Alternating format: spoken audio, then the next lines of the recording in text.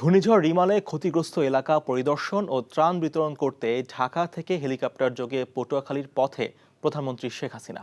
পিরোজপুরের মঠবাড়িয়া এবং বরগুনার পাথরঘাটায় ঘূর্ণিঝড়ে দুর্যোগ কবলিত এলাকা পরিদর্শন করবেন সরকার প্রধান।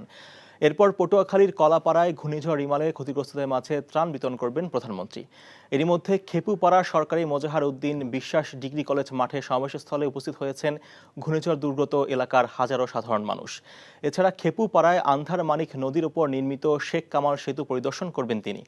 পরে পায়রা তাপবিদ্যুৎ কেন্দ্রে বিভাগীয় পর্যায়ের সরকারি ঊর্ধ্বতন কর্মকর্তাদের সাথে প্রধানমন্ত্রীর বৈঠকের কথা রয়েছে।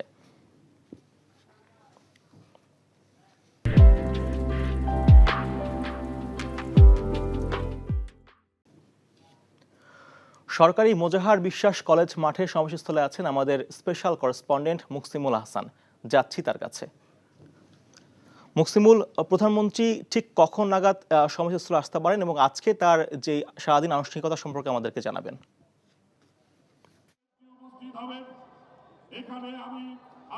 সাগর, প্রধানমন্ত্রীর শিডিউল অনুযায়ী আজ 12টা 20 এখানে পৌঁছানোর কথা। সেই হিসেবে প্রায় আধা ঘন্টার মতো এখনো বাকি রয়েছেন।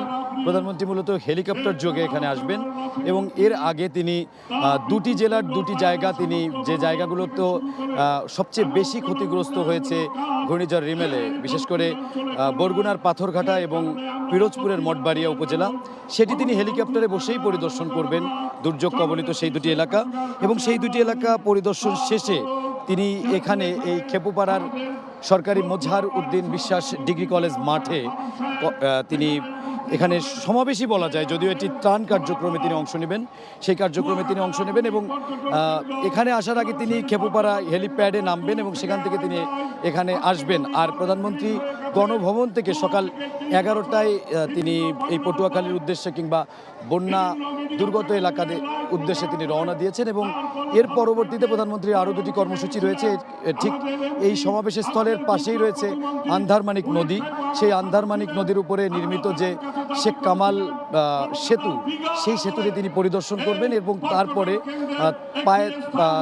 পায়রা তাপবিদ্যুৎ কেন্দ্রে বিভাগীয় যে সরকারি কর্মকর্তারা রয়েছেন তাদের সঙ্গে তিনি প্রধানমন্ত্রী একটি সভা করবেন এবং এটি অনেকটা যে জায়গায় প্রধানমন্ত্রী সফর করেন তার বেশিরভাগ জায়গায় দেখা যায় সরকারি কর্মকর্তাদের সঙ্গে তিনি এরকম একটি বৈঠক করেন। সেই বৈঠকটিতে তিনি অংশ নেবেন এবং সেই বৈঠকে অংশগ্রহণ শেষে বিকেল নাগাদ তিনি হেলিকপ্টার যোগে আবারও ঢাকার উদ্দেশ্যে রওনা দেবেন এবং প্রধানমন্ত্রীর এই মূল প্রোগ্রামটি বলা যায় যে কলাপাড়ার এই খেপুপাড়ার এই মোজাহার উদ্দিন বিশ্বাস ডিগ্রি কলেজ মাঠ, মূলত এখানেই মূল কর্মসূচি। যে কারণে আমরা দেখেছি সকাল থেকেই নেতাকর্মীরা কিংবা বন্যা দুর্গত এলাকা বিভিন্ন জায়গার মানুষেরা এখানে এসে উপস্থিত হয়েছেন এবং প্রধানমন্ত্রীর জন্য অপেক্ষা করছেন।